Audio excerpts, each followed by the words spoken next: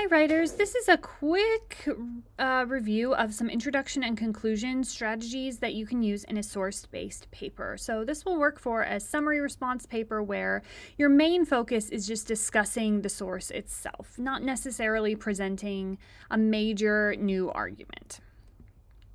So as always, we always want to think about audience and purpose when we choose strategies or when we choose ways of writing.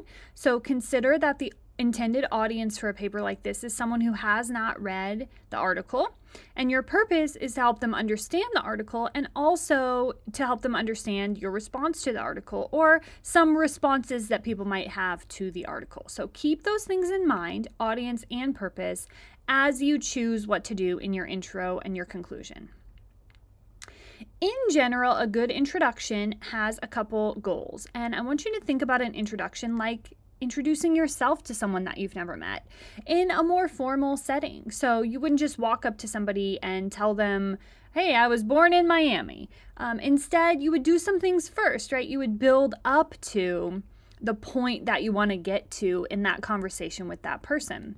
So the same thing in a paper. A good introduction should first engage the reader in some sort of scene or in the issue that your paper will be focusing on.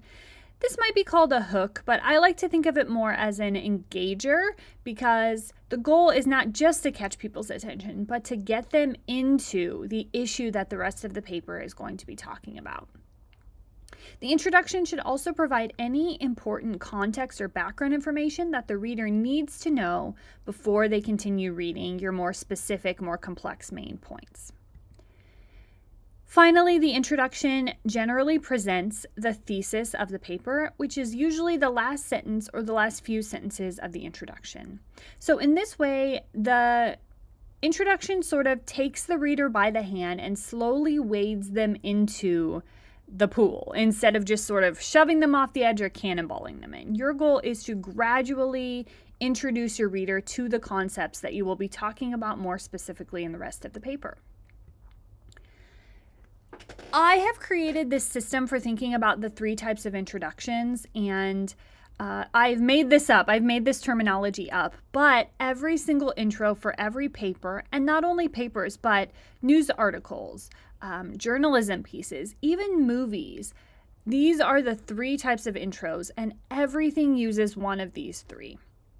So you could choose a practical introduction, which gives a basic overview or provides necessary information. You can choose a philosophical introduction, which generally offers some social commentary or muses over some deep, complex philosophical abstract concept that's going to be important to the paper. Or you could choose a poetic introduction, which generally begins with something that immerses the reader in some type of experience. So that can include vivid description or a personal story. So let's take a look first at practical introductions.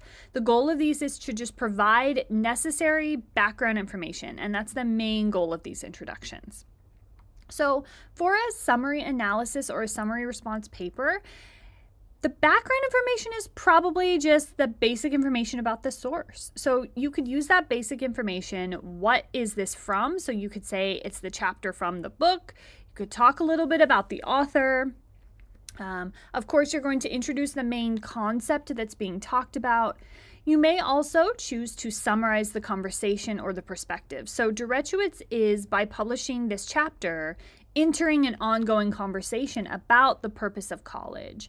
And so it would be good or possible in the introduction to talk about that perspective. What are these people saying about it? What are those people saying about it? Really importantly, keep in mind, this paper is not meant to pull in additional sources. So you should not need to pull in any complicated information about the source. Basic information you do not need to cite. So where was it published? Who wrote it? What's it about? What's the title? Any of that type of information does not need to be cited. But if you do search for more detailed information, then you would need to cite that. And since this paper isn't supposed to include outside sources, you definitely want to keep this basic. For a philosophical introduction, you use that to explore an essential abstract concept like the value of education or the importance of family. But it's really important that you don't rely on cliches. Instead, you want to offer a unique perspective, make a really unique, interesting claim, or offer some original commentary on an issue that's related to what you're going to be talking about. A poetic introduction, as our third option, is going to bring an issue to life by beginning immediately with a scene or a story. So the first lines of your paper would be taking us somewhere. I remember my first day at school, something like that, right? And then using really detailed imagery to bring that scene to life. That can be a specific situation, sort of hypothetical that you're making up, or it could be a brief personal story, especially if it's about something that you're later going to reference or talk about when you're responding to the source. And it does need to be really closely linked to the ideas that you're summarizing in the source as well. And this can be a really good, engaging introduction. I do see a lot of students try to begin their papers with quotations. I don't necessarily recommend beginning with a quotation, but if you do begin with a quotation, make sure to provide context and introduction before the quote. In other words, don't start the paper with the quotation marks and then the quote. Just like elsewhere in the paper, you always need to introduce a quotation. So instead, lead into the quote using a signal phrase. That signal phrase should make it clear who said the quote, where it came from. So it's possible that you could choose a quote from Dershowitz and begin there, and then have like an abstract conversation or even a practical, contextual conversation about what that quote is about. Don't forget to cite the quote with a parenthetical citation as well, and then explain and interpret the quote. In other words, we want to sandwich the quote just like we would if that quote were appearing anywhere else in the paper. I want to remind you too that the textbook has some other information on introductions and conclusions and what you can try and also what not to do in that introduction or conclusion. As far as the conclusion is concerned, in an academic paper, the conclusion has a few goals: to remind the reader of the main points that were hit in the paper, but also, most importantly, to broaden the scope of the paper. So yeah, you've said all this stuff about college, you've said all this stuff about Dershowitz's ideas, but where do we go from here?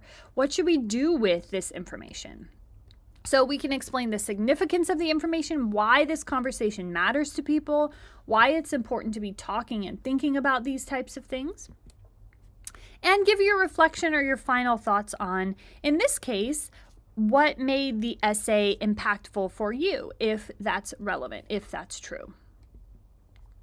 In the conclusion as well, it's your last chance to leave a good impression on your reader, so it's a great place to use some more powerful language, rhetorical appeals, or vivid language there in the conclusion. Hope this was helpful to you. Don't forget to use the resources that are provided and the textbook reading as well. And as always, let me know if you have any questions. Bye.